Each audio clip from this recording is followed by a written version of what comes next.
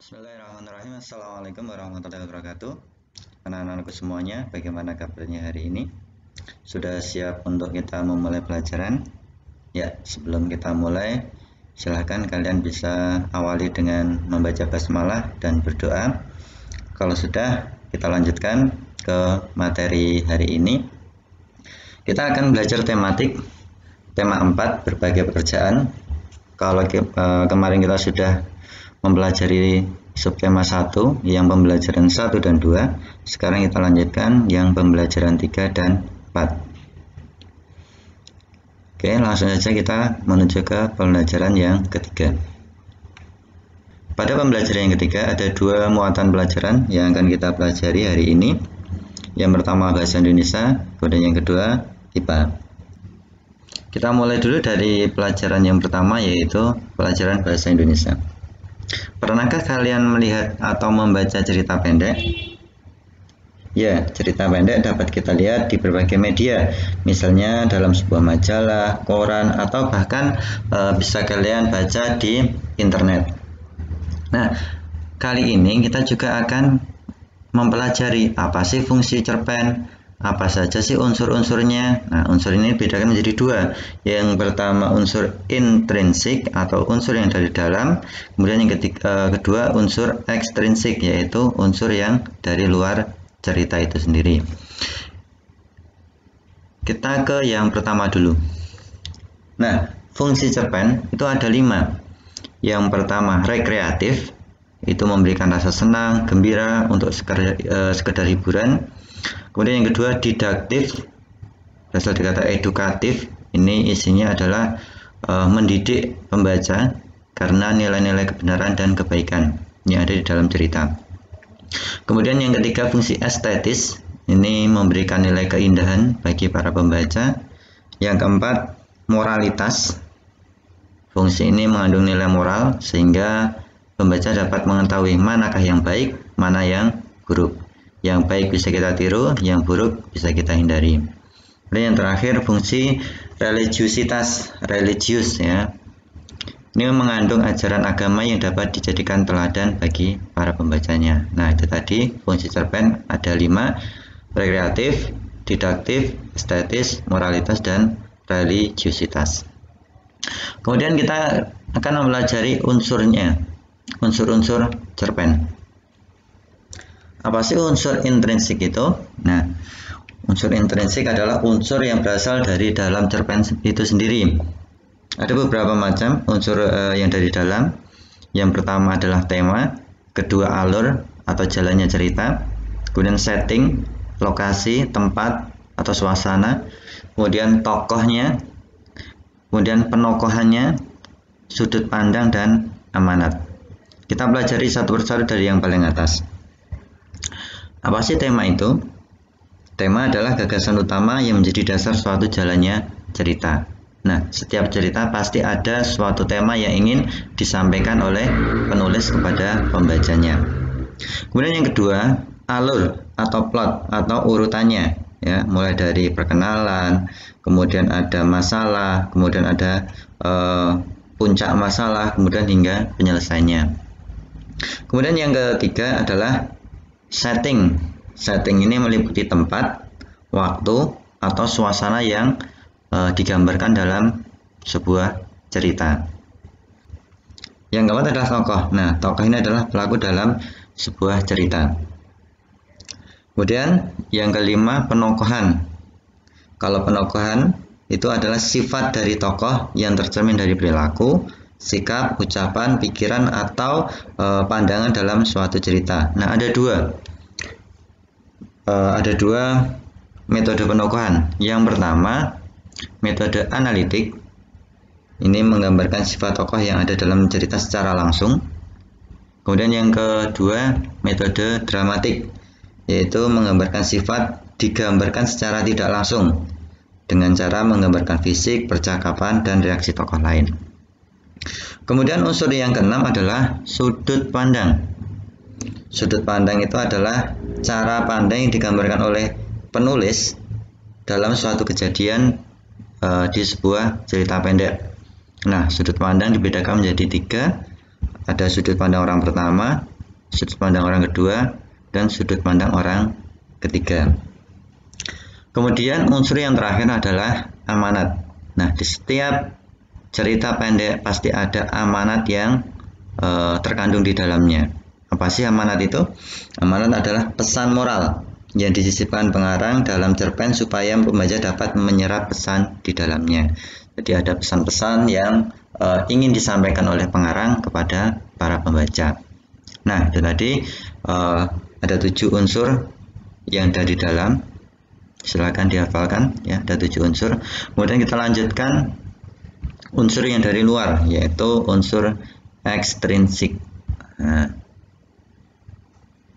ada 2 unsur yang dari luar.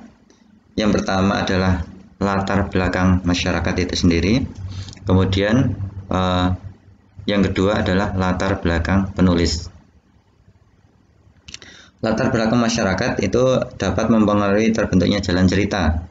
Ya, dalam cerpen misalnya kondisi politik suatu negara, kemudian ideologi di suatu negara itu, kemudian kondisi sosial, ekonomi, dan budaya di dalam suatu negara atau masyarakat. Nah, itu mempengaruhi cara kita memahami sebuah cerita pendek. Kemudian yang kedua, latar belakang penulis. Nah, latar belakang penulis ini juga dibedakan menjadi 3. Yang pertama biografi, psikologi, dan aliran sastra. Biografi adalah riwayat hidup pengarang yang bisa mempengaruhi pembuatan cerita pendek melalui pengalaman pribadi. Kemudian yang kedua psikologi, kondisi psikologis ya, mungkin meliputi mood, motivasi, kondisi yang sangat mempengaruhi dengan apa yang akan dituliskan dalam cerita. Kemudian yang terakhir adalah aliran sastra. Aliran sastra, yaitu berpengaruh dalam penulisan bahasa yang digunakan pengarang. Nah, itu tadi pembelajaran bahasa Indonesia. Kita sudah mempelajari 3 hal: fungsi cerpen, unsur intrinsik, dan unsur ekstrinsik. Kita lanjutkan ke muatan pelajaran IPA. Nah, di muatan pelajaran IPA ini ada kaitannya dengan menjaga kebersihan lingkungan. Bagaimana sih cara menjaga kebersihan lingkungan? Kemudian manfaat apa yang kita dapatkan setelah menjaga kebersihan lingkungan? Nah, silakan simak berikut ini. Ada beberapa cara agar lingkungan kita tetap bersih ya. Di antaranya yang pertama, kita membuang sampah pada tempatnya. Ya. Kemudian yang kedua, program menanam pohon. Karena semakin banyak pohon yang kita tanam, maka oksigen yang dihasilkan juga akan semakin banyak. Kemudian yang ketiga, mengurangi penggunaan plastik. Kenapa? Karena plastik adalah salah satu bahan atau benda yang sulit terurai. Butuh waktu puluhan tahun untuk mengurai plastik, sehingga sebisa mungkin kita kurangi penggunaannya.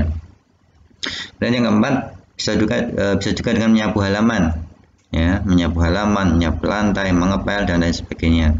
Dan yang kelima, mendaur ulang benda bekas. Bisa digunakan untuk benda yang lain. Contohnya, tas bekas botol minum bisa kita gunakan untuk pot. Kemudian bekas dari kaleng cat bisa kita gunakan juga untuk pot dan lain sebagainya. Kalau sudah kita menjaga kebersihan, tentu ada manfaat yang akan kita dapatkan. Yang pertama, tentu kita akan merasakan hidup yang sehat, yang terhindar dari berbagai penyakit. Kemudian udara akan terasa sejuk.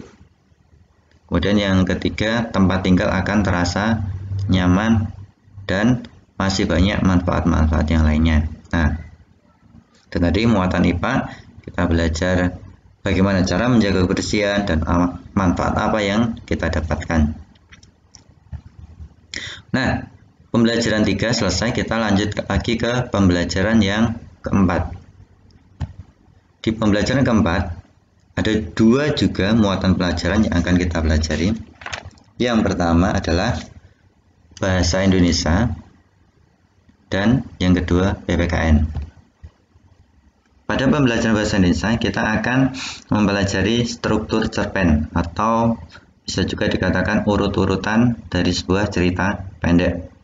Nah, urutannya apa saja? Yang pertama yaitu ada abstrak, yang kedua orientasi, komplikasi, evaluasi, resolusi, dan kode. Nah, kita mulai dari yang paling atas, abstrak. Itu adalah gambaran awal dalam sebuah cerita yang ingin diceritakan. Kemudian yang kedua, orientasi. Orientasi ini biasanya berhubungan dengan waktu, suasana, ataupun tempat. Ya, berarti berhubungan dengan latar dari sebuah cerpen.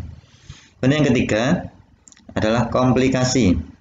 Komplikasi itu urutan kejadian yang dihubungkan secara sebab dan akibat. Kemudian yang keempat, evaluasi. Nah, evaluasi itu adalah konflik yang terjadi dan menuju pada puncak konflik atau klimaks serta mulai mendapatkan penyelesaian masalah. Kemudian yang selanjutnya yang kelima adalah resolusi. Resolusi itu berupa solusi ya terhadap masalah yang dialami oleh tokoh dalam sebuah cerita pendek. Kemudian yang terakhir adalah kode. Kode itu merupakan nilai atau pelajaran yang bisa kita dapat dari sebuah cerita pendek. Nah, untuk tugas pembelajaran 4 ini silahkan kalian bisa membuka LKS kalian ya di halaman 16 sampai halaman 18 dengan judul cerpen Kantin Kejujuran. Silahkan kalian baca. Ingat, untuk cerpen itu bisa dibaca sekali duduk. Kalau belum paham dengan isi ceritanya, bisa kalian ulang-ulang sampai kalian benar-benar paham apa yang ada dalam cerita pendek tersebut. Oke, kita lanjutkan untuk yang muatan pembelajaran yang kedua, yaitu adalah PPKN. Kejujuran adalah kunci utama dalam bekerja. Sila pertama Pancasila mengajarkan kepada kita sebagai pemeluk agama harus taat dan patuh terhadap aturan agamanya. Nah, apa sih jujur itu? Apa sih kejujuran? Perhatikan. Menurut KBBI, Kamus Besar Bahasa Indonesia, jujur itu artinya lurus hati, tidak berbohong, misalnya dengan berkata apa adanya, kemudian tidak curang, misalnya dalam permainan mengikuti aturan yang berlaku, kemudian tulus dan ikhlas. Itu pengertian jujur. Kemudian pengertian kejujuran itu adalah sifat atau keadaan jujur, ketulusan hati ataupun kelurusan hati. Nah, setelah kita menanamkan rasa jujur dalam diri kita, tentu ada manfaat yang akan kita peroleh. Di antaranya, yang pertama akan tumbuh rasa tanggung jawab. Ya, tumbuh rasa tanggung jawab. Kemudian yang kedua, pasti akan dipercaya oleh orang lain. Orang yang jujur akan dipercaya oleh orang lain. Kemudian yang ketiga, kita juga akan dihormati oleh orang lain. Kemudian yang terakhir atau yang keempat adalah kita akan memiliki citra yang baik. Ya, jadi orang menilai kita menjadi pribadi yang menyenangkan, berperilaku baik, tidak pernah bohong dan lain sebagainya. Nah, itu tadi manfaat kalau kita bersifat jujur. Oleh karena itu, anak-anakku semuanya, mulai sejak dini kita latihan menerapkan perilaku jujur ini dalam kehidupan sehari-hari. Nah, itu tadi materi kita pembelajaran kita hari ini ya. Kita sudah mempelajari pelajaran 3 dan pelajaran 4. Untuk tugas di rumah, ingat yang pertama tadi kalian membaca LKS halaman 16 dan 18, 16 sampai 18. Kemudian kalian kerjakan soal-soal yang ada di pembelajaran 3 dan pembelajaran 4 supaya kalian bisa lebih memahami apa yang Pak Guru sampaikan. Oke, cukup dulu untuk pembelajaran hari ini.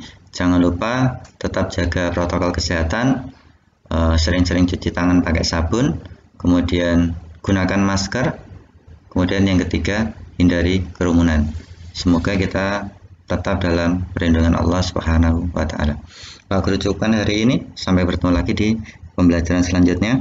Assalamualaikum warahmatullahi wabarakatuh.